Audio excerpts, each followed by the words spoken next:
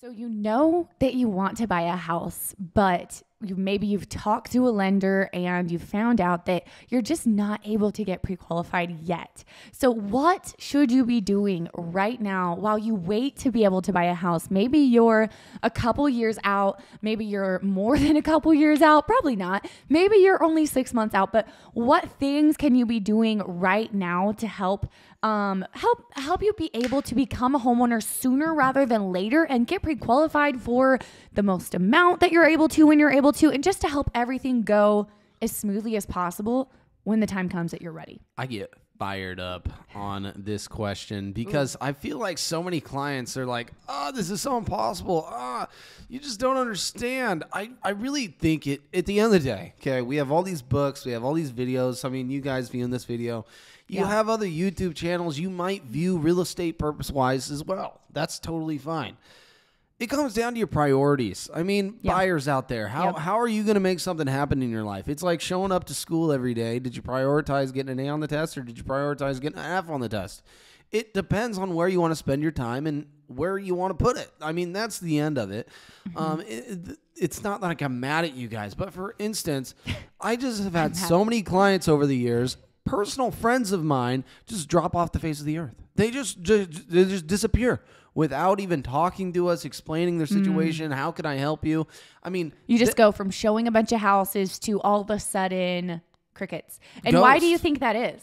Do you think it's fear? Maybe they got scared, or do you think it's market got too, I don't know, they got discouraged because they weren't finding something, standards too high? Well, I got a good word for it, but I'm not going to say it. It's one of those things where you just got to go through it. If you want it, you get it. Okay, that's just how I am. I'm go heavy or I quit. I mean, I don't even attend if I don't want to go. And you know that's part of my personality. And for the people, I get it. Getting your feet wet is okay. Okay, talking to a lender is okay. Your lender gives you a goal. I'm working with a client right now. She's pre-approved for more. She only wants to stay below that budget, and that's fine. Okay, but the reality is, the budget she's looking in, is it realistic? And she could be looking for homes for years at this point, sending me a home once a month saying, Spence, can you go check this out? Am I going to do it? Of course. You're my client. I've told you I'm going to take care of you. Is it that much my time? No. But what I'm trying to say is realize when it's a realistic expectation and when it's not. And we're talking about when it's not a realistic expectation. Yeah. And I'll give an example of this. So when Spencer and I were engaged to get married, I really wanted to be able to, because I was a realtor already. I got my real estate license and began working full-time in real estate when I turned 18. Spencer and I got married at 19 and 20. So when we were engaged, we were really young.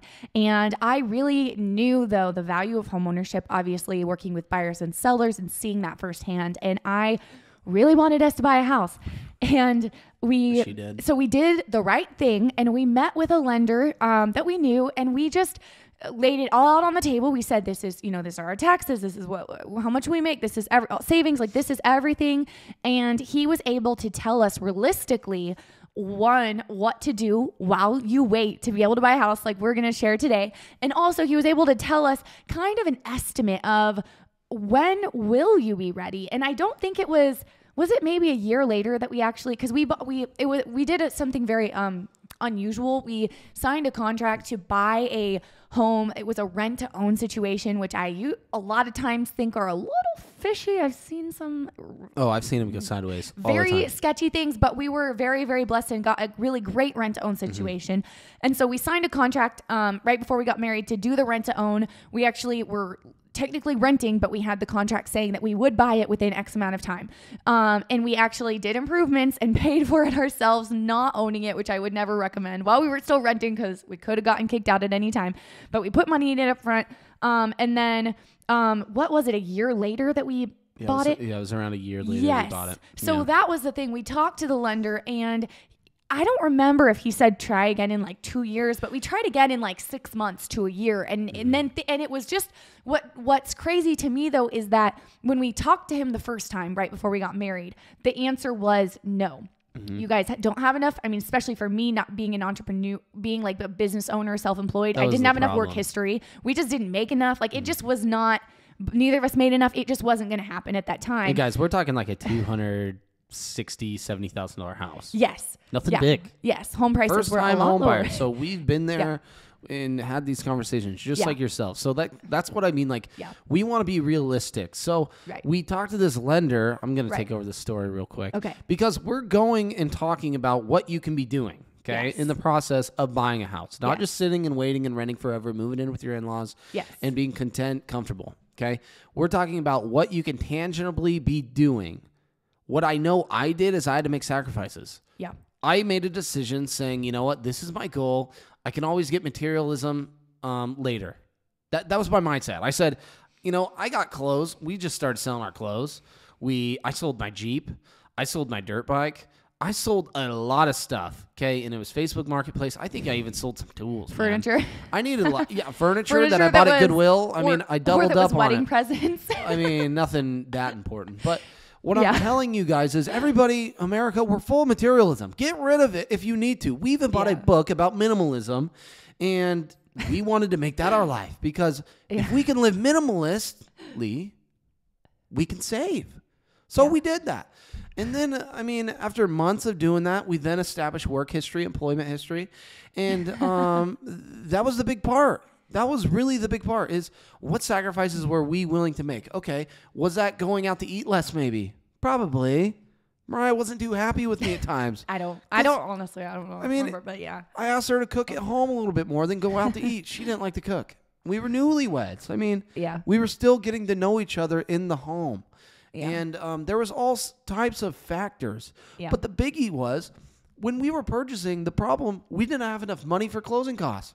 Oh, true. We didn't have the $8,000 it was going to take to pay closing costs. And that wasn't part of our down payment. That's just money.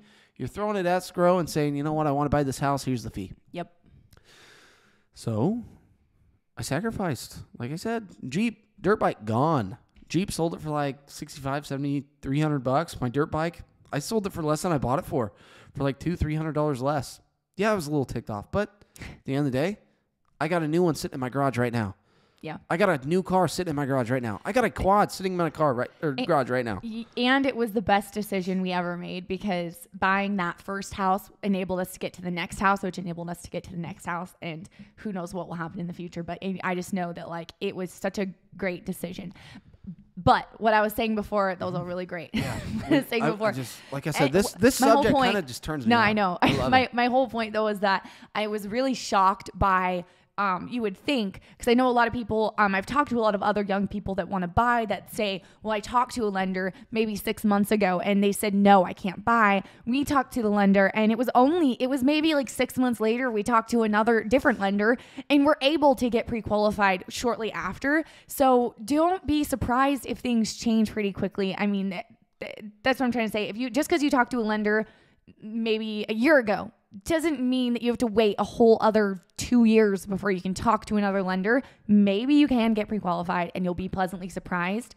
And these are the things that I would say to be focusing your energy toward while you're preparing yourself to be able to buy. Let's hit those bullet points. Okay, first one. I won't go too into this because we are not lenders and there are a lot of gray areas that we legally are not able to give advice on. So we're not going to give advice on this too much, but I will just say improve your credit however you can, because obviously I feel like we all know the higher your credit score, the better chances you are of getting pre-qualified and for more and just having a more desirable experience. Everything's going to be a lot more in your favor if you've got good credit. So do what you can. If you don't know how to improve your credit, you can Google it. There's so many videos on YouTube about it. So figure that out. The second one is get a conversation with a realtor going.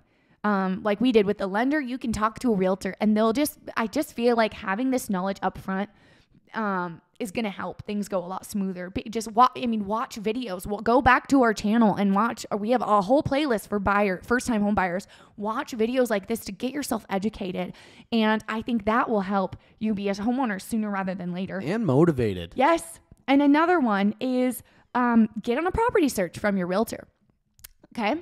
Even if you're not ready to buy, even if you're not pre-qualified. And I think this is important because it's going to give you a realistic feel for what's going on in the market and for what you can expect to get at each price point. So when you do find a home, when you are able to get pre-qualified, you know, you've been seeing emails, and it doesn't have to bombard you. We can make it so you only get an email once a week from us, and we're not going to be in your inbox every day.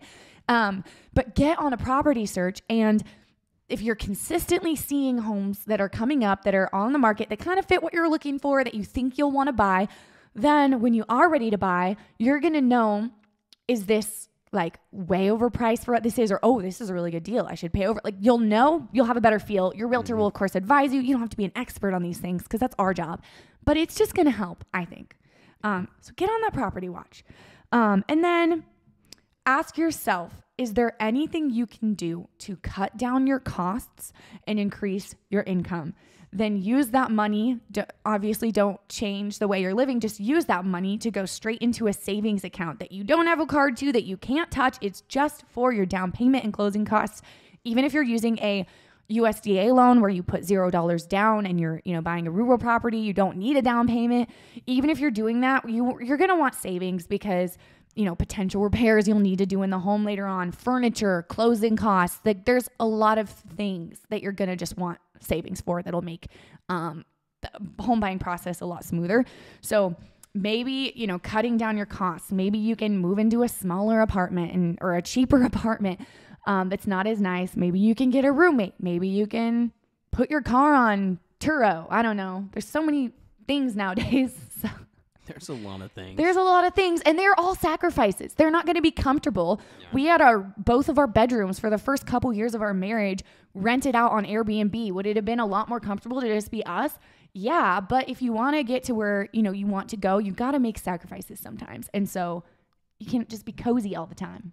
Yeah, and that's my big point. You know, you just got to make it happen. And if you're the guy or girl that just needs to write something down, go to the coffee shop, write down things you're doing right now that's not making it happen. Okay.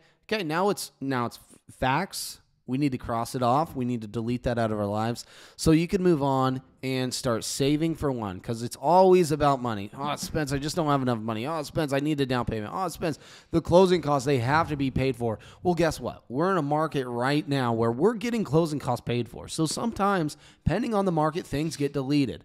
Well, Spence, the interest rates are so dang high right now. I just can't afford this monthly payment. Well, what's your monthly payment right now on a rental? Okay, well, what's the percentage of increase is going to go up next year? Oh.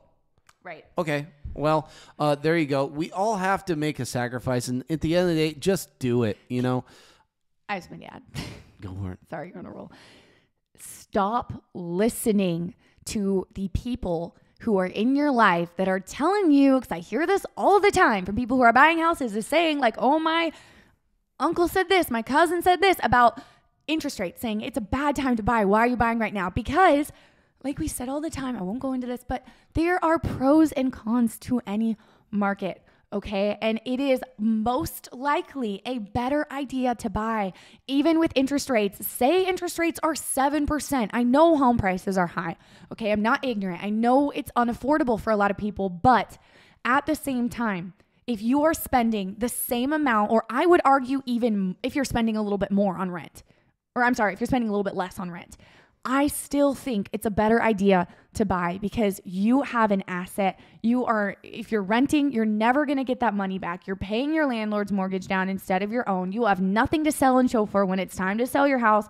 Like, it just doesn't, it baffles my mind that people are just making such a big deal of these 6% interest rates that we're seeing when historically this really isn't, like, we're just coming from 3%, which is, we've never seen that before. So we're using that as like the standard, but 3% is not normal. Probably never going to happen again. Will probably never happen. Even 4%, 5%, like that's a low interest rate. That's why mortgage lenders, they're losing their minds right now. Yes. I mean, the refis are gone right now. Yeah. So all they have is resales. Yeah. And cash out if some people need it. But yeah. The people are losing their minds right now. They don't know exactly what to do. And if that's you and being frustrated, I get it. We all get this. And at the end of the day, if you're comfortable in your situation and you just think right now sitting back's the best thing for you, then so be it. Yeah. You do you. You know what's best for you. But exactly. Don't listen to the people that don't know what's best for you. Unless if they do know what's best for you, listen, take their advice. But if they don't, some people just don't. Let me talk about one thing though. We kind of skimmed over, and it was the lender selection. So when we were first buying our property, we worked with the lender. It was a family friend of ours, and did a terrific job. Loved him. Absolutely great human being. But then I realized there are differences in lenders. There's differences in companies. There's differences in some lenders giving you a better rate and some lenders not. Yeah. And so if you're getting not pre-approved for the amount you believe you should be pre-approved for, ask why. Usually it comes down to debt to income ratio, meaning, hey, you take home this much money at the end of the month. How much are you spending every month? That's your rent, that's your car bill, that's your insurance, that's your phone bill, all those things. So the lender is going to ask for that. How much are you spending versus how much are you making? Then they come up with your debt to income ratio. So your pre-approvals are going to be basically based off of that. And then obviously your credit scores are going to affect your interest rate that you're going to be getting out of the mortgage company. But what I did notice was not every lender was the same. Not every lender's process was the same. Not every lender's phone and communication was the same. So there's a select things that I look at, not exactly interest rate. It doesn't have to be the lowest interest rate, but there are some things I see out of lenders that I personally love, and I'll work with you time and time over again. Yeah. They are the key to the buying process. Yeah. Of course, we got the keys to the home. We can write up the contract, but they are the key to get the home closed. Yeah. Lending and you as the buyer has the power. Buyers have the power. I was told that when I first got into real estate, and I completely believe it now more than ever because you guys simply have the power. So if you think you're in a beggar's position, you really are not. You're in a great position. Not no more. You are in a terrific position. We're getting less multiple offers. We're getting more homes sold under ask price. We're getting closing costs paid for. We're even seeing repairs being made for you. And if you don't have money for the closing costs, guess how repairs are paid for? Your closing costs. So that's one of the biggest things that we have to understand when we're looking to buy property. And that's just simply through speaking through a real estate professional. It's our jobs to help you get where you want to be, your goals. Yes. So don't be afraid. Don't be a stranger. Our contact information is below if you need that. Yes.